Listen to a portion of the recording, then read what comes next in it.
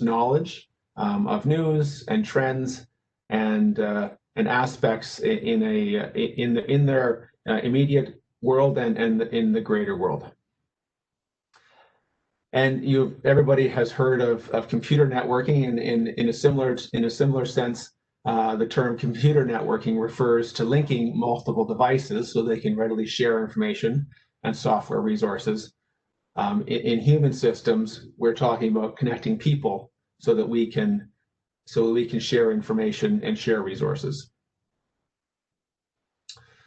I believe that networking is a lifelong approach. It's something that you need to work on throughout your career and throughout your life, and it's something that you can constantly be building on. And it's a lifelong approach, whether you're talking about your personal life, which is a network of friends and family. It's about your professional life, which is your peers and your coworkers, and it's about the strategic aspects of your life, which is mentors, executives, or other strategic individuals that you can be engaging with. Next slide.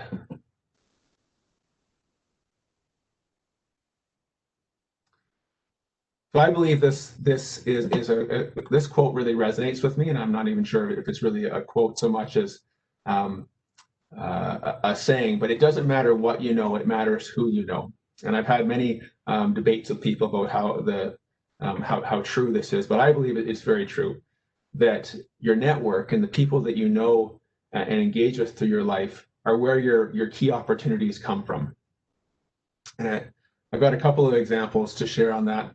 The one I really like is earlier in my career, about 12 years ago, I was picking my at the time 1-year-old up from daycare, and I spoke with another dad at daycare, and we got to talking about what does he do and what do I do, and it turned out we were in similar industries and had similar businesses. And he told me about a woman who was based in Toronto, and that she was somebody that I should probably be connecting with, as that is somebody that he thought would help my business, and I would help her business. And I tried via email reaching out to this woman, and I was quite persistent, and over a period of about 4 months, I connected with her, and she finally agreed to meet with me at a major conference in Toronto that was upcoming. And we got together for coffee, and she later told me she was expecting it was going to be a 15-minute conversation, and that it would be over quite quickly. But we connected, and I outlined what I did and some of the values that I had and my business practiced, and we got talking about her needs, and 5 years later, she had hired me and my company 3 different times for 3 different projects across Northern Canada, and it has grown. It grew into from a very preliminary coffee meeting to a trusted advisor and a very personal friendship. And we still connected today. She is retired from the industry and lives in Europe, but we still connect, and that network was so valuable to me, and it started through a daycare connection, and it really, I think, emphasizes it doesn't matter what you know, it matters who you know, as that relationship has both been very, very positive for me in a personal level, but it's resulted in millions of dollars of business for my business. So I really believe that your network really matters through your career. So how do you build a network? Networks can take many forms, and social media and social networks are things that everybody is familiar with, and it's very easy to build a network on LinkedIn of hundreds, if not thousands, of people, but you don't really have a very strong connection with them. So understanding the value of the different aspects of a network is really important, and understanding what an invaluable network to you is really important, because everybody has different needs and has different wants. So my suggestion is strategize on what you need and what you want to achieve that will help guide your approach in building a network. Because everybody has different drivers. No, not yet. Back one. Everybody has different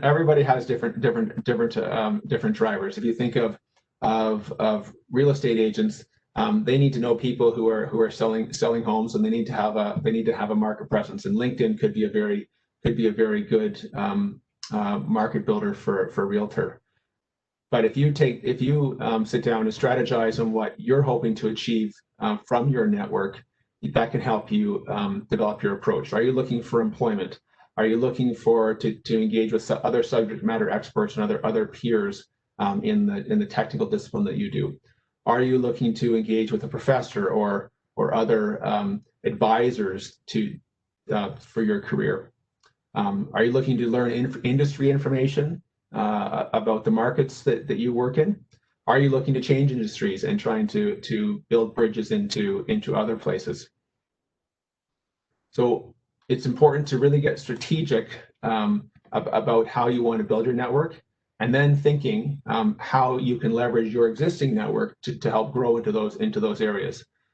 We all have existing people that we know, whether those are coworkers or students that we are in school with, and we all have strategic people in our lives, your bosses, your professors, other mentors, and other contacts. So you've already got an existing network that you can build on, and that's the best place to start. And by enlisting these contacts and committing to strengthening these mutually beneficial relationships, you'll be better positioned to identify professional opportunities and procure new projects, new promotions, and build long-lasting, mutually beneficial relationships within that network. Next slide. So a way to think of this slide is a model of what a network can look like. And there's nothing proprietary here. This is something that's it's well stated in literature, but I really like it because it helps illustrate the different components of a powerful network. So allies are the people that you would consider your friends in your network. These are people that you trust and you go to when you need things, and you go to when you have challenges, and they come to you. They're your good friends in your network. And it's important to maintain those allies. Those are very valuable over the life of your network. It's important to have a lot of weak ties. Weak ties are the people that aren't as, they're not as deep a relationship as your allies, but they're people you know in your network. And having a lot of those components to your network is very valuable in making sure that in helping you to identify opportunities and gather the information that you need. Hubs are the people those are the core people in your industry, or sorry, in your network that you go to, because they're the ones who really know everything that's going on. And you think about those are the people in your class or in your department at school or in your organization that they really have their finger on the pulse of what's going on. And so you go to them when you need information and you're looking for advice or for direction. Those hubs can be very, very valuable to you. Bridges are the connections from your network into other networks. And so you think about that would be a connection from one industry to another industry, or from one university to another university, or one department to another department. Those bridges can leapfrog you into other places that you would otherwise have no entry point into. And so bridges are very valuable as well. And the last point is that diversity is like so many things in life. The more diversity you can have in your network, the stronger your network will be. So diversity in all of the allies, hubs, weak ties, and bridges, but also the diversity in the types of people that are in there, and diversity in as well in the geography of those people. If you can work to maximize diversity, you'll be building a very strong network. Next slide. And I should have said this at the start. Please ask questions along the way. Put those questions into the Q&A, and that will, if I when I see them, I will be able to either you can stop me along the way, or we can save them up till the end. But I will answer your questions if there's things that are popping up as I'm going. Please type them out in real time. Okay, a network that has value. So how do you build an invaluable network? The first thing that I like to say is, or we've said before, is strategize on what you're hoping to achieve. So are you trying to build profile for yourself? Are you trying to find new opportunities and prospects, either for employment or for projects that you can be working on? Are you trying to build out your peers and expand your network of other subject matter experts or other people who practice the same in the same services that you do?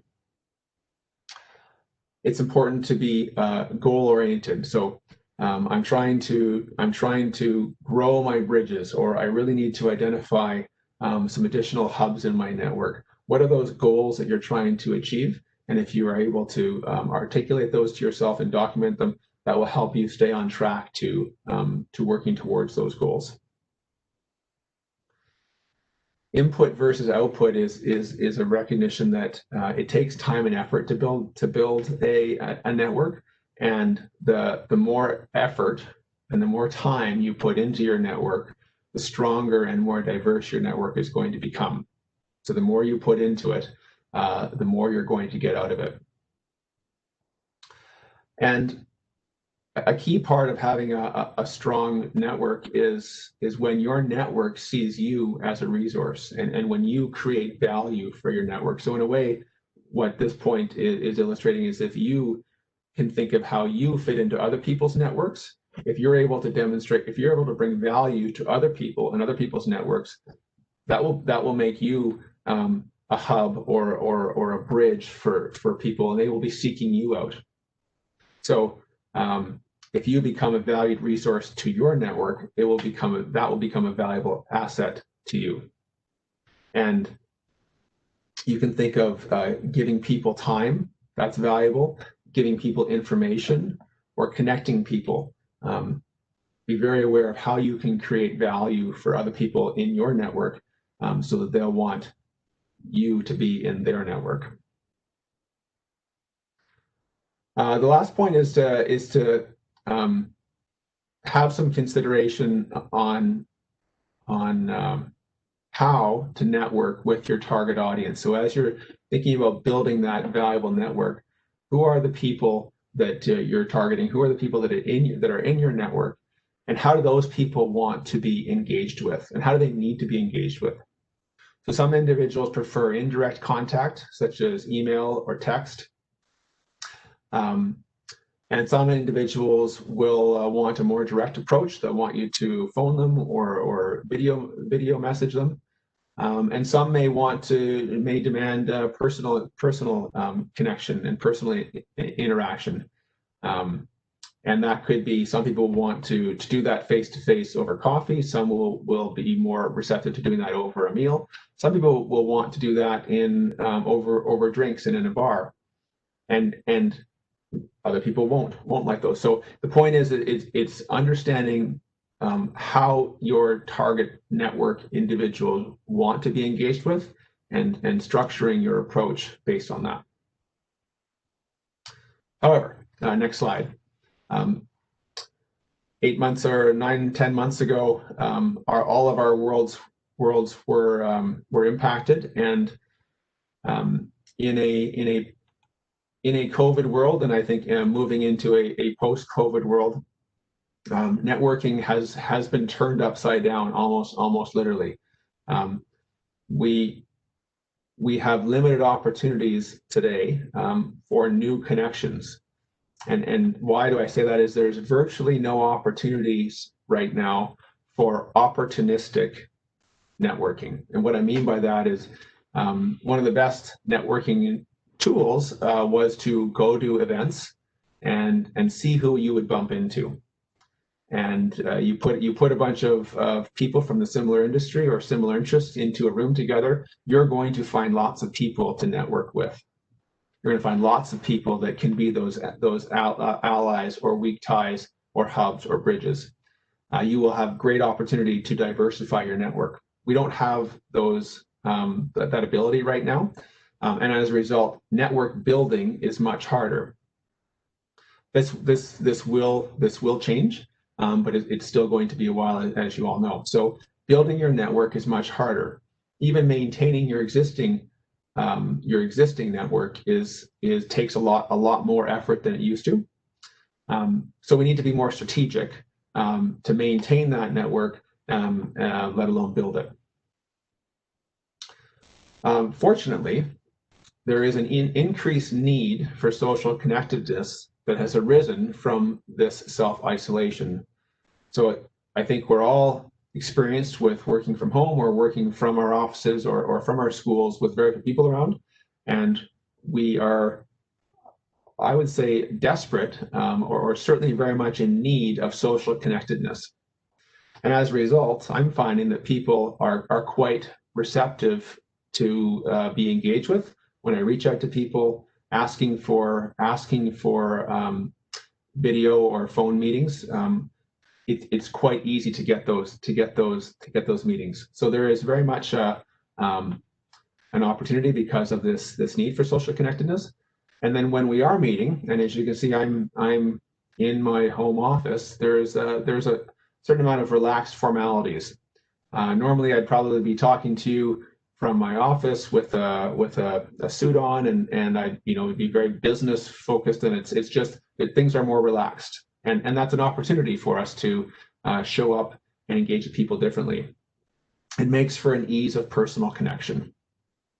So that relaxed professionalism is promoting the opportunities for personal connection, but you still must be professional. You can't forget that we still have to look respectable and show up with respect. Video conferencing has become the new norm, at least in the business world that I'm seeing and I'm participating in.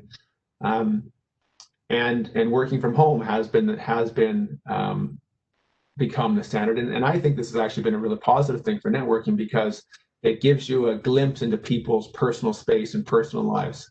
I quite enjoy when I'm video conferencing with people and I look into the backgrounds and I what is that picture they've got on their shelf, or what's that plant that's going on, or oh, I love that plant, or oh geez, you have a dog or a cat, or I guess your kids just got home. So that is create an opportunity for connectedness that would be a little bit harder to break through the armor of business in the pre-COVID world.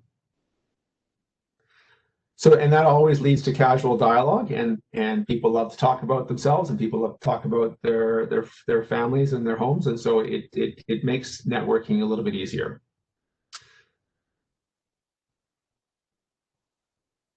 Unfortunately, with winter coming, our opportunities for outdoor patio and getting together face to face are probably going to be diminishing. So video is going to be the norm, I would say, over the winter. But it's something that you can take advantage of. Next slide.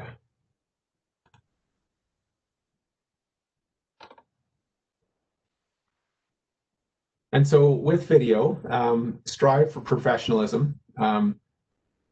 It is still important to, I think, to project who you are and project what your values are through your video networking. So be conscious of what you wear and what your surroundings are like, and your behavior while you're on video as well. And despite the relaxedness of video networking, you're still networking and you're still representing yourself. You can use COVID as a conversation starter and as an icebreaker. Remember to be approachable and open. And you'll probably need to be take the initiative to ask people for those video meetings. But as I said earlier, I'm certainly finding that people are very open to having those, and so it becomes a good opportunity. So with that, I'm going to stop and see if there's questions. That's kind of the end of the formal presentation. I know I've done a lot of talking, and I think there's a lot more we can discuss through dialogue if you guys want to put questions into the Q&A or into the chat. So I'll give you a minute or two to see if anybody's going to take me up on that. I can see, I do see the attendees on the WebEx here, and it's interesting how some people get little red exclamation marks beside their names, and it says the attendee is not paying attention. So I think we'll see if anybody is paying attention and can put stuff into the chat. And if not, I will get you off on your way earlier. I suppose the one thing that while we wait for people to come back with questions, there was something I shared recently internally in my business was around the challenges that we're having out in the community when we're outside, and most people are wearing face masks, and how wearing a face mask diminishes the ability for nonverbal communication. We're so used to seeing people's faces and reading their lips, seeing their changing facial expressions, and masks cover that up. And so a few tips around communicating with people, again, outside of your homes, outside of your when you're wearing masks, is to the first one is to talk with your COVID voice, as we say. So remember to speak a little bit louder and to enunciate your words as the masks muffle that. And I speak on that from personal experiences, trying to get my children, my teenage boys, to enunciate even without masks, but certainly with them on, so that I can understand what they're saying. So use your COVID voice, speak louder, and enunciate. Try to look for nonverbal cues, and while it's hard to see those, you can also be giving nonverbal cues to people as they're speaking to you. You can give a little feedback, saying "aha" or "yes" or nodding, things that you might normally say with your face. Use your voice or use other body movements to communicate nonverbally. And the last one is to speak with your eyes. So often we forget the power of a smile, and when we can't see someone's smiling mouth, but you can smile with your eyes, and people can see that.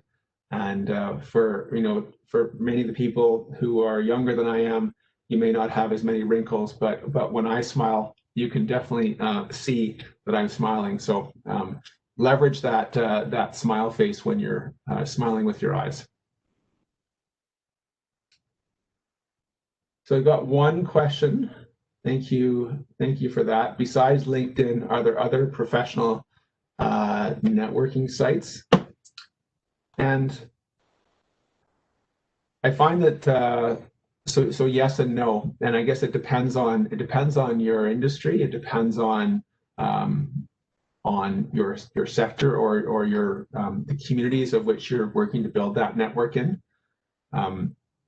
LinkedIn is certainly, I would say, the number one business connection platform, but a lot of people network via Twitter, and you network in a different way there. It's less one-on-one and more you're networking via ideas. lot of people network via Facebook, and not just for personal. It's certainly in many communities, and if you're thinking about projects, people network via Facebook and Facebook chat, and in that sense. So the answer is yes, there are multiple platforms, and I would say the line blurs between personal and professional, in that you're all aware of all of these platforms. It depends on what you're trying to build your network in your network, and the types of messages you're trying to project. You can network a lot via Instagram, and showing people what you stand for and what you like to do. You can do a lot of things via Facebook. Like I said, Twitter is networking via ideas. So it's quite diverse, and just work to recognize the strengths and weaknesses of those different platforms, and help build that into your strategic plan for growing your network.